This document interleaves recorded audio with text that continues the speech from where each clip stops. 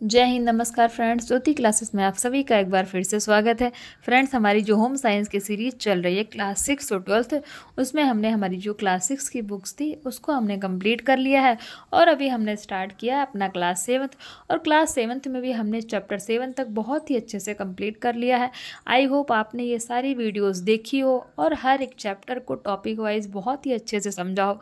और हाँ, अगर आपने नहीं देखा है, यानी कि ये वीडियोज़ जो हमने सीरीज चलाई है class 6 to 12th home science की, इनकी वीडियोस अगर अभी तक आपने नहीं देखी है तो कोई बात नहीं, आप प्लेलिस्ट में जाइए। प्लेलिस्ट में आपको क्लास 6 के जितने चैप्टर हैं और क्लास 7th के जितने चैप्टर, यानी कि 1st to 7th चैप्टर हमने क्लास 7th का भी कंप्लीट कर लिया ना, ये जितने भी चैप्टर्स हैं वो सारे ही चैप्टर टॉपिक वाइज आपको प्लेलिस्ट में मिल जाएंगे और आप वहाँ से ईज़िली इन वीडियोज़ को देख सकते हैं।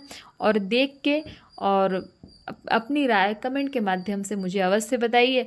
और चैनल के साथ हमारे साथ नए हैं तो प्लीज़ चैनल के साथ जुड़िए और हमारे चैनल को सब्सक्राइब कीजिए, बेल आइकन को प्रेस कीजिए और इस वीडियो को ज़्यादा से ज़्यादा अपने दोस्तों के साथ शेयर कीजिए, जिससे कि हाँ, उनकी भी पढ़ाई हो सके और वो भी अच्छे से तैयारी कर सकें, जो कि हमारा टारगेट है। हमारा टारगेट एक ही है इस सीरीज को करने का कि हम एक बार अपना सिलेबस कंप्लीट कर लें, फिर होम साइंस से रिलेटेड कोई भी एग्ज़ाम होता है फ्रेंड्स, तो हम हर एग्ज़ाम के लिए अपने आप को प्रिपेयर पाएँ।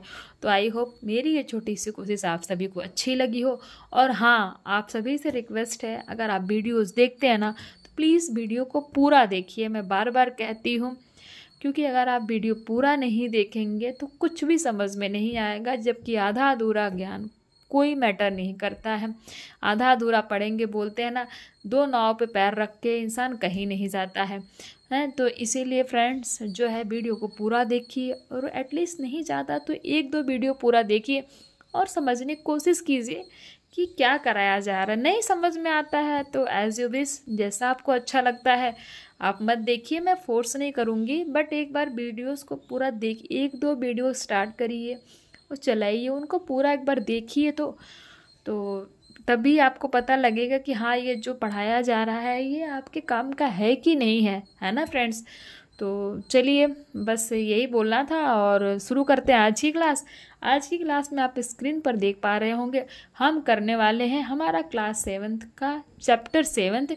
और चैप्टर 7th हमने कंप्लीट कर लिया, उसका हम करेंगे स्मरणीय तथ्य, इट मीन्स मेमोरेबल फैक्ट, और करेंगे कुछ प्रश्नावली, जैसा कि हम हमेशा करते आ रहे हैं। तो फ्रेंड्स, इसको करने से पहले, इट मीन्स जो आज का टॉपिक है इसको स्टार्ट करने से पहले हमने एक बार प्रीवियस क्लास में क्या पढ़ा है फटाफट एक बार क्विक रिवीजन कर लेते हैं। बिकॉज यू नो दैट ना, revision is the most important part of our study, जो कि हम हमेशा अपनी क्लास में करते आते हैं। पहले हम रिवीजन करते हैं, देन हम अपना न्यू टॉपिक स्टार्ट करते हैं।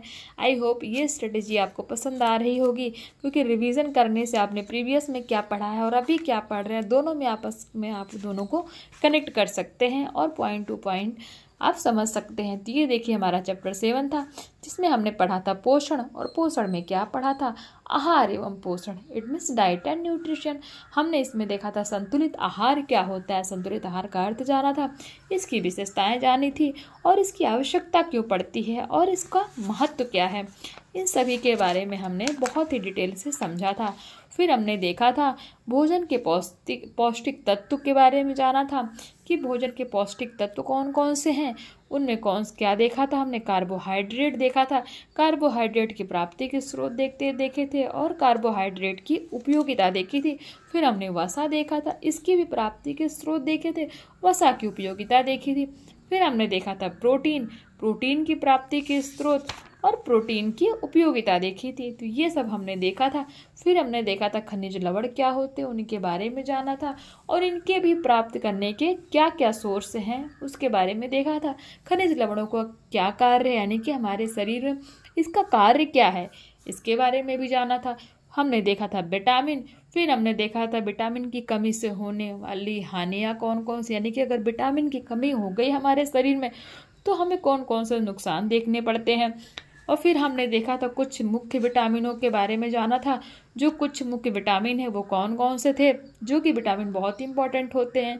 वो थे vitamin A, B, C, D, E तथा के। तो vitamin A, B, C, D, E, K ये क्या है, हमारे मुख्य विटामिन है। हमने विटामिन ए के बारे में जाना था, विटामिन बी कॉम्प्लेक्स के बारे में जाना था, इससे कौन सा रोग होता है, विटामिन सी क्या होता है, किस में पाया जाता है और इससे कौन सा रोग होता है, विटामिन डी के बारे में जाना था, विटामिन ई, विटामिन के। तो इन सब विटामिनों के बारे में जाना था, ये कहाँ से मिलते हैं और अगर इनकी कमी हमारे शरीर में हो जाए तो हमें कौन सा रोग होता है। फ्रेंड्स, ये सारा ही हमने पढ़ा था कब, हमारी प्रीवियस क्लास में। जैसा कि आप सभी को पता है, मैं अपना एक चैप्टर 2 पार्ट में करवाती हूँ। तो एक पार्ट में हम क्या करते हैं, पहले पूरा बुक पढ़ते हैं, फिर सेकंड पार्ट में हम क्या करते हैं, इसके स्मरणीय तथ्य और इसकी प्रश्नावली करते हैं। तो आई होप आपका रिवीजन हो गया होगा और शुरू करते हैं आज का जो हमारा टॉपिक है, स्मरणीय तथ्य। स्मरणीय तथ्य में देखते हैं, संतुलित आहार शारीरिक वृद्धि एवं विकास में सहायक होता है। संतुलित आहार हमारे शरीर को विभिन्न संभावित रोगों से लड़ने की शक्ति प्रदान करता है। व्यक्ति की आहार संबंधी समस्त आवश्यकताओं को पूरा करने वाला आहार ही क्या होता है, संतुलित आहार कहलाता है। शरीर की वृद्धि एवं विकास के लिए प्रोटीन अति आवश्यक है। खनिज लवण रक्त में अम्ल एवं क्षार के संतुलन को बनाए रखने में सहायक होता है। तो आपसे पूछ लिया गया कि खनिज लवण किस में सहायक होता है, तो खनिज लवण रक्त में अम्ल एवं क्षार के संतुलन को बनाए रखने में सहायक होता है। मनुष्य के आहार में कार्बोहाइड्रेट, प्रोटीन, वसा तथा खनिज लवणों के अतिरिक्त विटामिनों का भी महत्वपूर्ण स्थान होता है। तो ये था फ्रेंड्स हमारा स्मरणीय तथ्य, जो कि इस चैप्टर में ध्यान रखने योग्य बातें हैं। अब देखते हैं इसकी प्रश्नावली। विटामिन ए की कमी से कौन सा रोग होता है, तो हमने पढ़ा था विटामिन ए की कमी से कौन सा रोग होता है, तो विटामिन ए की कमी से हो जाता है रतौंधी रोग होता है, जो कि आंखों से जुड़ा हुआ है। विटामिन डी की कमी से, यानी कि विटामिन डी का स्रोत क्या है, मैंने गलती से कमी बोल दिया, नहीं, विटामिन डी कहाँ से पाया जाता है, तो सूर्य की किरणों से पाया जाता है। तो लिखा है जल से, चंद्रमा की किरणों से नहीं, तो सूर्य की किरणों से पाया जाता है। विटामिन सी की कमी से कौन सा रोग हो जाता है, स्कर्वी, रतौंधी, टीबी या ये सभी। तो हमने पढ़ा था विटामिन सी की कमी से होने वाला मुख्य रोग कौन सा है, स्कर्वी है। रिक्त स्थानों की पूर्ति कीजिए। विटामिन की कमी का हमारे स्वास्थ्य पर क्या होता है, विटामिन की कमी का हमारे स्वास्थ्य पर क्या होता है फ्रेंड्स, प्रतिकूल प्रभाव पड़ता है। क्या होता है, प्रतिकूल प्रभाव पड़ता है।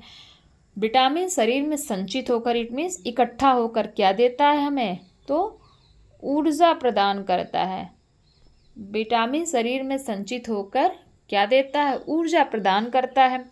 अब देखते हैं, संतुलित आहार ग्रहण करने से व्यक्ति क्या होता है, क्या बना रहता है। अगर आप संतुलित आहार ग्रहण कर रहे हैं तो आप क्या बने रहेंगे, तो आप स्वस्थ बने रहेंगे।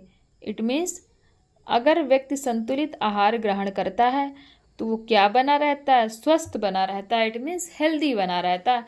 समुचित मात्रा में डैश ग्रहण करने से व्यक्ति को भूख ठीक प्रकार से लगती है। तो क्या समुचित मात्रा में ग्रहण करने से व्यक्ति को भूख ठीक प्रकार से लगती है, तो वो क्या होगा, विटामिन।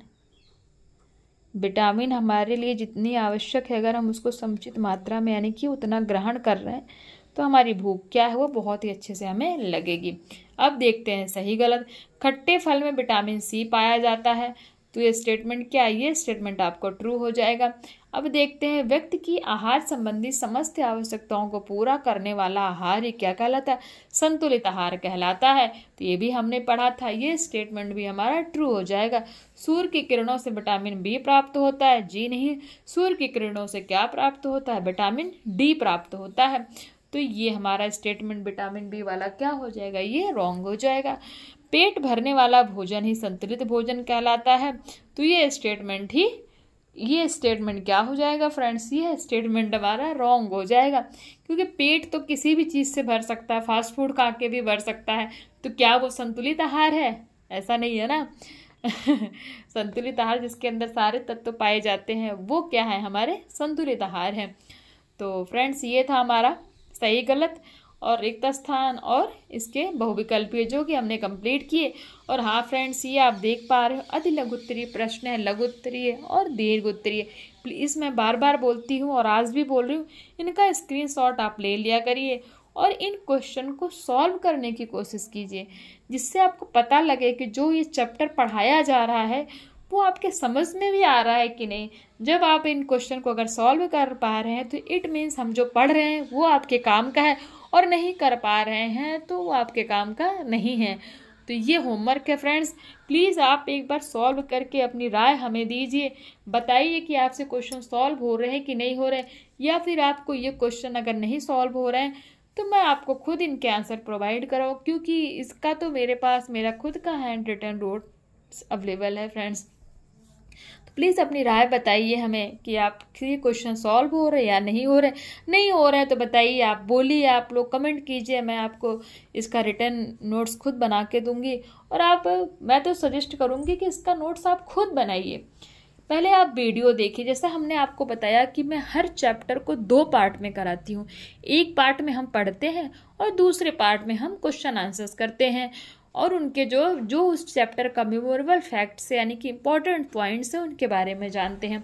फ्रेंड्स, पहले आप किसी भी चैप्टर का ना फर्स्ट पार्ट उसको देखा करिए, फिर सेकंड पार्ट में ये क्वेश्चन के स्क्रीनशॉट ले लिए और इस क्वेश्चन को सॉल्व करने की कोशिश किया करिए। तो आपको कॉन्सेप्ट समझ में आएगा कि जो आप पढ़ रहे हैं वो आपके माइंड में वर्ड टू वर्ड फीड हो रहा है कि नहीं हो रहा है। पता तो लगे ना कि कुछ मीनिंग भी निकल रहा है पढ़ने का कि नहीं निकल रहा है। तो बस यही था, जो इसी के साथ हमारा जो चैप्टर 7 है वो पूरा कंप्लीट हो गया है। तो आई होप आज की वीडियो आपको अच्छी लगी हो। आज जो है मैंने आपका चैप्टर 7 कंप्लीट कराया, और हाँ वीडियो अच्छी लगी हो तो प्लीज़ चैनल को सब्सक्राइब कीजिए, बेल आइकन प्रेस कीजिए, और वीडियोस को ज़्यादा से ज़्यादा अपने फ्रेंड्स के साथ शेयर कीजिए। और हाँ, अगर वीडियो अच्छी ना लगी हो तो आप इसको डिसलाइक भी कर सकते हैं। कोई फ्रेंड्स कोई फोर्स नहीं है, क्योंकि हम तो सिर्फ पढ़ रहे हैं और मेरी कोशिश है। और अगर इसमें आपको थोड़ा कुछ लगता है कि मुझे कुछ इम्प्रूवमेंट करना चाहिए तो आप वो भी बता सकते हैं, क्योंकि मैं तो आपको सीधा सीधा बुक पढ़ा रही हूँ। और अगर आपको स्लाइड चाहिए तो बताइए, स्लाइड के माध्यम से भी हम प्रिपेयर करते हैं।